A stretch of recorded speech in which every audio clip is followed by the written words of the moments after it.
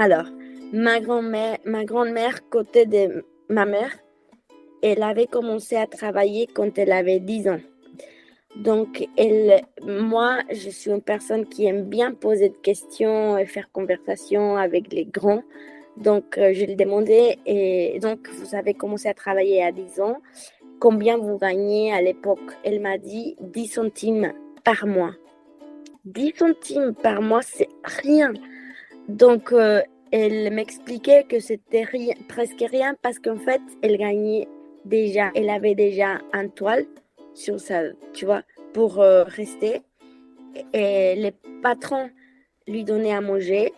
Donc, et aussi pour, tu vois, une chambre. Donc, déjà, c'était quelque chose que leurs parents à elle n'allaient pas payer. Après, elle a eu ses enfants. Elle a eu 5 enfants, 4 femmes, un homme. Donc, ma mère, elle était née dans cette village. Et là, elle avait décidé, à un moment donné, de continuer à aller à l'école parce que elle avait senti que l'école, c'était un peu la porte pour changer cette réalité précaire qu'elle voyait autour d'elle. Ma mère, elle a réussi à avoir une bourse pour continuer ses études à la fac. Et après, elle a déménagé, elle a continué ses études. Je te dirais que c'était un peu elle et mes 4 tantes qui ont changé un peu l'histoire de notre famille. Parce que, au moins, bah, ma mère est la seule entre ses sœurs qui a fini la fac. Donc, elle a fait travail social. Et ma mère, est aujourd'hui, et je raconte ça juste pour, tu vois, comment ça a changé pour moi, la réalité que moi, aujourd'hui, je vis. Ma mère, elle a un poste aux Nations Unies et tout ça avait commencé par cette rêve d'enfant, tu vois, de sortir, de changer cette réalité. Pour ma mère, cette rêve était sortir et avoir plus d'opportunités pour elle. Tu vois, comme je t'ai dit, ma mère est une femme exceptionnelle, aussi mon père, qui ont eu cet esprit d'aventure, de chercher plus loin. Mais c'est pas comme ça pour tous les enfants. Et à un moment donné, je me disais, mais maman, pourquoi tous les restes des personnes décident de rester ici et n'ont pas l'esprit que tu as eu pour aller chercher ailleurs? Parce que si tu as réussi à avoir des opportunités, même quand tu n'avais rien, c'est-à-dire que c'est possible. Mais pourquoi on décide de rester ici? Tu vois, c'était un peu ma critique.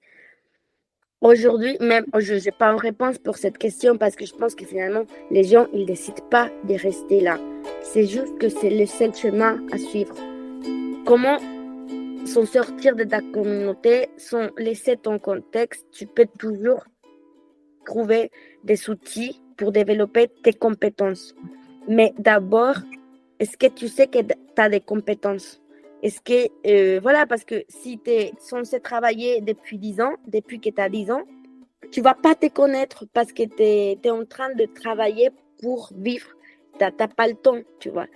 Je pense qu'il y a euh, la pauvreté, voilà, c'est un sort de voleur qui te prend la liberté de suivre tes projets ou avoir des projets en fait.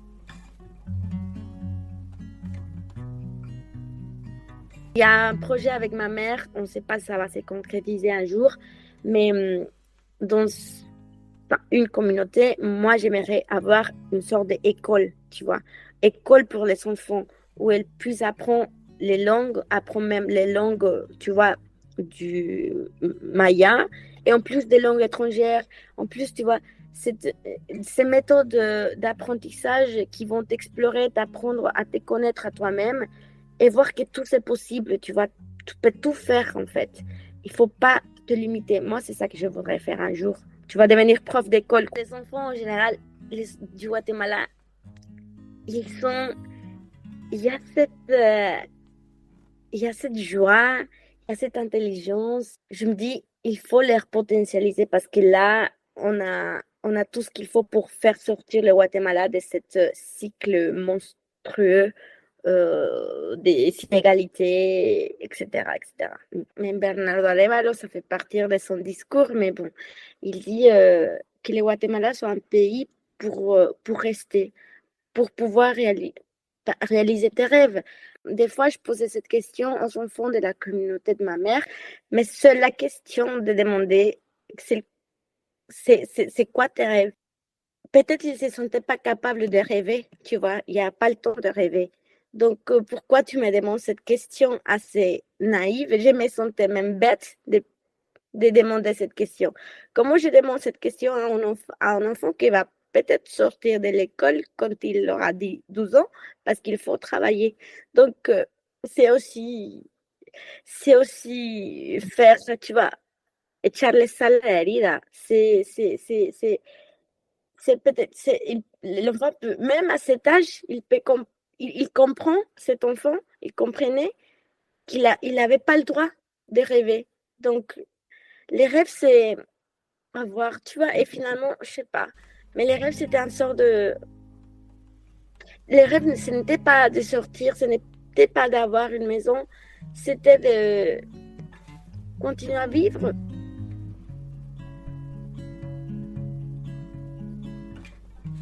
Je pense que ce qui m'a étonné le plus, c'est qu'il y avait ce silence. Moi, je lui donnais des options, tu vois. Tu veux devenir un médecin, un astronaute, tu vois, tout ça, et un ingénieur. Mais c'est quoi un astronaute? C'est quoi un ingénieur? Ils font quoi? Parce que moi, ce que je connais, c'est l'agriculture. Mais ça, c'est bien aussi. Mais, hum, je sais pas, sont imposés un schéma parce que quand même, on ne veut pas non plus tracer un même schéma pour tous les enfants, mais quand même qu'ils sachent des options.